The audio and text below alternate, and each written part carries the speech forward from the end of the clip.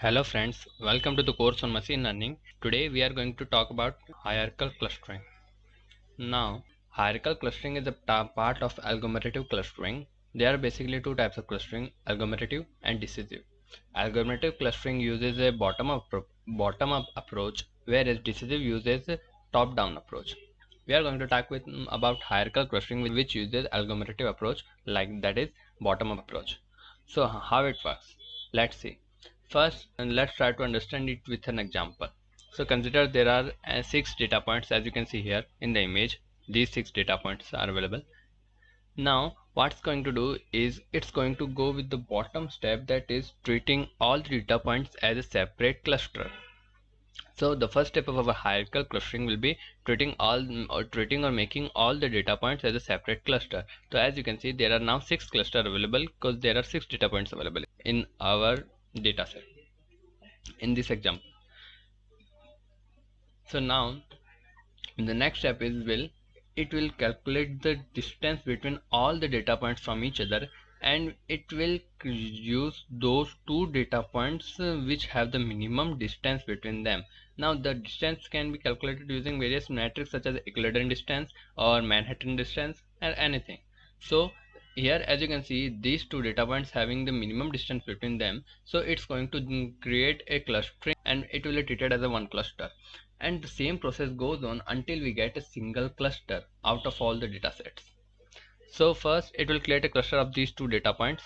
So as you can see in the next image, it created a data cluster of these two data points, and now we have 5 data clusters available.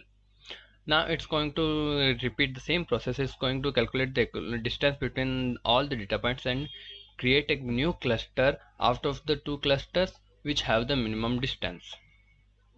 So here in this data points, these two data points have the minimum distance between them, so they are going to be created as a single cluster. So as you can see, it created another cluster, and now there are total 4 clusters available. Now the same process goes on until we get a single cluster. As you can see, it's created another cluster, and then it will create a cluster of these 3 data points, that is this cluster and this cluster.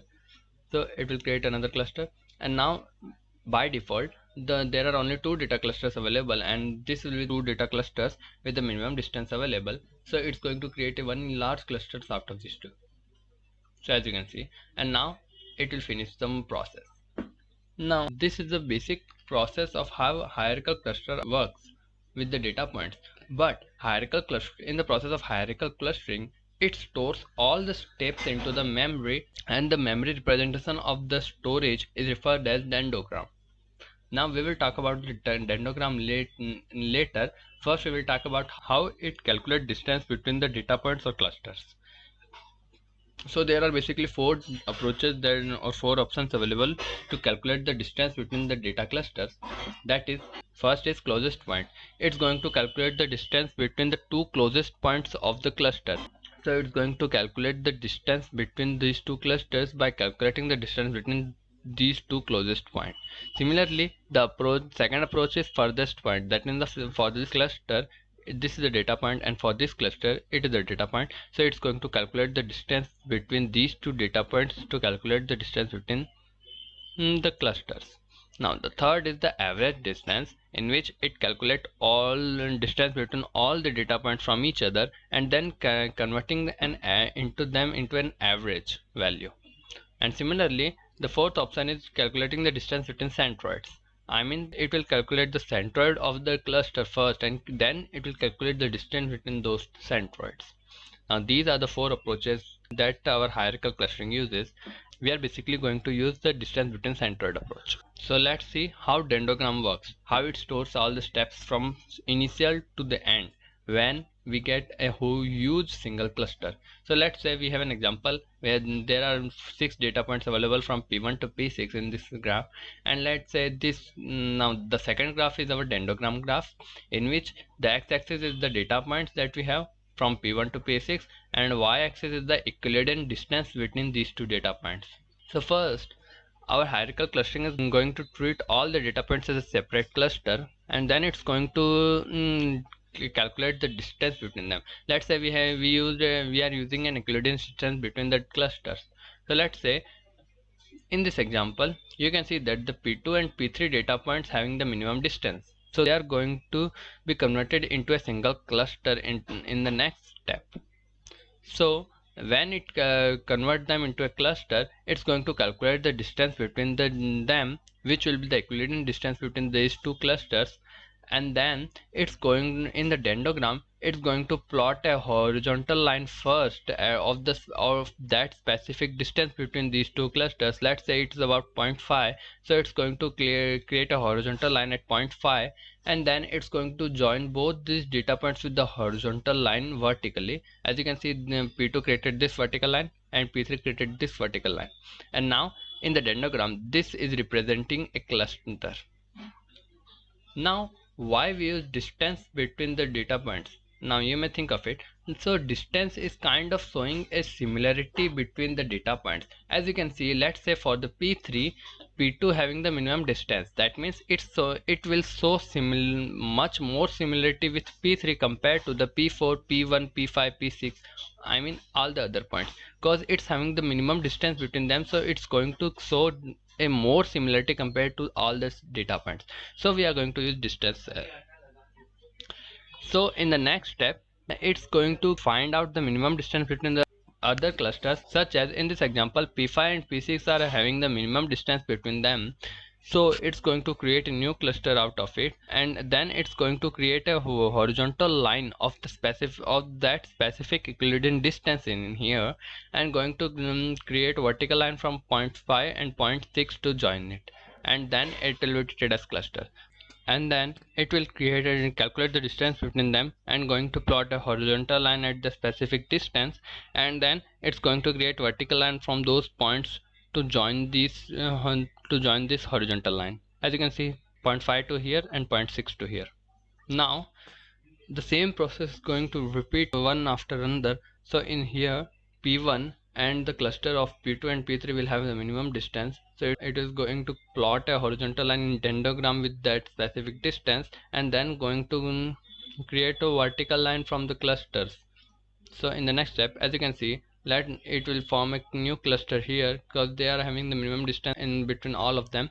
So it's going to plot a horizontal line at the specific distance, and then going to create vertical line from the data points. So here it will be P1, and for second, that is cluster of P2 and P3, so it will create a vertical line from here. Now similarly P4, and this cluster is now having the minimum distance between them compared to all, so it's going to create a cluster here, and then it's going to use the equivalence distance between them to create a horizontal line, and then create vertical line from those data points until it connect with the horizontal line. So as you can see here, it created a horizontal line here, and then created a vertical line from here and the cluster here until it connects the horizontal line. Now similarly, now by default these two clusters are the only remaining clusters here, and then it's going to calculate the distance between them, and by default it's the minimum distance available right now. So it's going to calculate distance between them, plot a horizontal line in the dendrogram, and then will merge both the clusters, and so it will form a new cluster. Here as you can see, it created a horizontal line of that Euclidean distance, and then it created a vertical line to join the horizontal line from this cluster and the second cluster. Now the whole process was about to converting them into a single cluster, but how we are going to find out that what is the optimal cluster, or how many clusters we are going to get? So for that we need to set a threshold value of equivalent distance. Now the threshold value, for that specific threshold value, it's going to create a horizontal line, and then number of vertical lines that intersect the threshold value will be the number of clusters it's going to create. Let's say we set 1.75 Euclidean distance as a threshold, so the horizontal line here is intersecting two vertical lines, so it's going to create two clusters out of it, and those clusters will be, the first cluster is this P1, P2, P3, and second cluster will be this P4, P5, P6. So as you can see here, we created two clusters. Now let's say the threshold value will be around like 0.75. So the horizontal line will going to intersect with the four vertical lines, as you can see here, 1, 2, 3, 4. The model is going to create four cluster, So which will be the first P1, and then second is the cluster of P2 and P3, third is P4, and fourth is cluster of P5 and P6. So P1, cluster of P2, P3, cluster P4, cluster P5 and P6. Now even if we set a threshold value of around like 0.25, so it's going to intersect 6 vertical lines, so it will split in them into 6 in clusters. Now that's how all it works. Now here our model of hierarchical clustering is about to setting a threshold value which will split them into different number of clusters as required. But the optimal approach is to find out the largest vertical line first in the dendrogram and then splitting it with a horizontal line, and then the number of vertical line it intersect will be the number of optimal clusters that can be obtained from our model. That's all the intuition behind our hierarchical clustering. So let's try to implement into our code. So first we are going to import all the important required libraries such as NumPy, Matplotlib and Pandas. Now after that we are going to import our dataset. So here first let's create a data frame named dataset using Panda library and using its function read CSV, in which we are going to pass a CSV file which is mall_customers.csv. Now this is the dataset that we are going to use, and what kind of problem we are going to solve is that let's say we have information regarding mall where we have data of users, or I mean the customers, that having their gender, their age, their annual income in thousands, and their spending score from 1 to 100. And spending score depends on how much amount they spend in the mall and how regular customer they are and things like that. So let's say we are going to create a hierarchical clustering model which is going to split these customers into separate categories. Let's say it will divide them into clusters, such as a cluster of customers with high income and high spending score, or the customer with low income and low spending score, and some customers which are having low income but still they are having high spending score because they are spending much in the mall, or they may be a regular customer or things like that. So in this way they will cluster the customer into different categories, and then they are going to treat them accordingly. So in order to do this we are going to require two columns from our data set, which will be their income and their spending score. So in order to create a training dataset, that is X, we are going to use these two columns. So let's say X equals to data frame, which is our data set, and we are going to use .ilog method, in which we are going to pass column for all the rows, and then we are going to pass a list of value 3, 4, which will denote our column third and fourth. I am going to use dot value so that it will be treated as an error. So after executing these two lines of code, as you can see, then we created data frame named dataset of whole data set, and then we created our training set, which is our annual income and their spending score. Now after that, before implementing our hierarchical clustering model, we need to first implement our dendrogram so that we can see how many number of clusters possible, or how many optimal number of clusters can be created. So in order to create a dendrogram, we already have a library available in SciPy, that is scipy.cluster.hierarchy. In this package there is already a class available that is referred as dendrogram. So we are going to create a dendrogram from it. So let's import the library first. So let's import the package first, that is import scipy.cluster.hierarchy, and then let's say assigning an alias as sch. So we can use sch instead of the whole package name. So we are going to create a variable of dendrogram using dendrogram equals to sch.dendrogram, where in which we are going to pass first our linkage sch.linkage, where we are going to pass our training data set first, that is our X, and then method is equals to word. Here method is equals to word refers to the word as centroids. Now as you remember, there were 4 approaches available to calculate the distance between two clusters, and out of those 4, word referred to the distance between the centroids of the two clusters. So that's how we are going to use method is equals to word.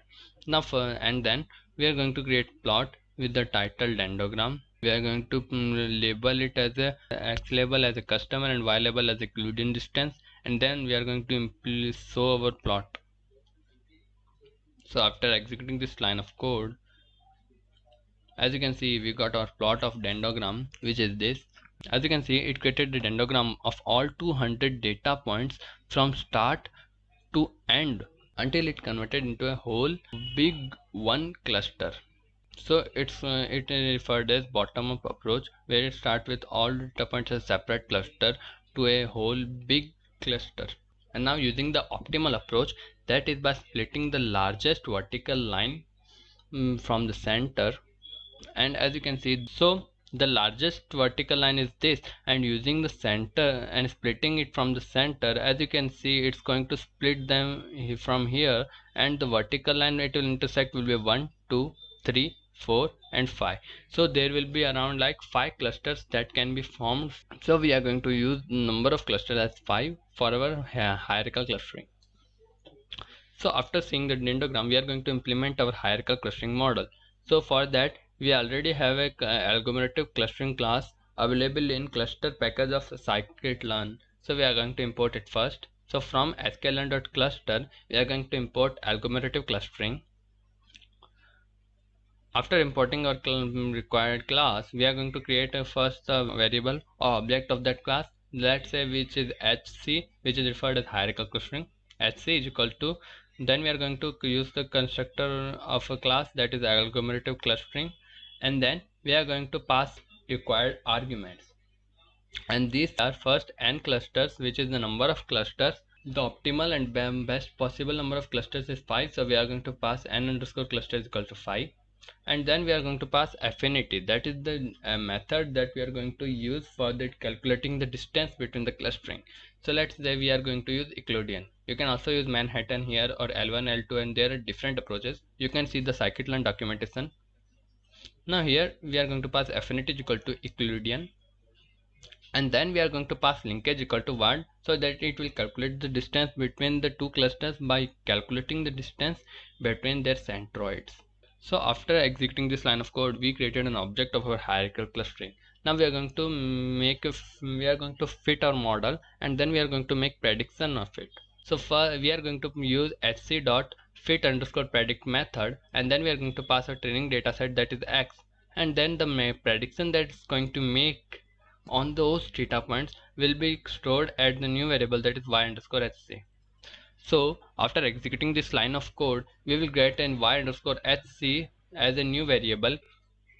As you can see, it's assigned its cluster number to all the data points of the training set, that is x.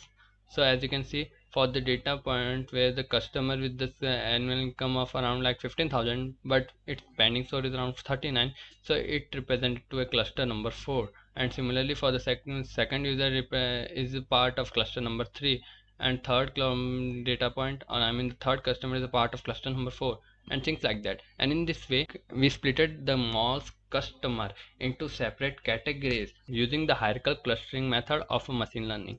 Now that's it for our today's session. Hope you like it. Enjoy, keep learning.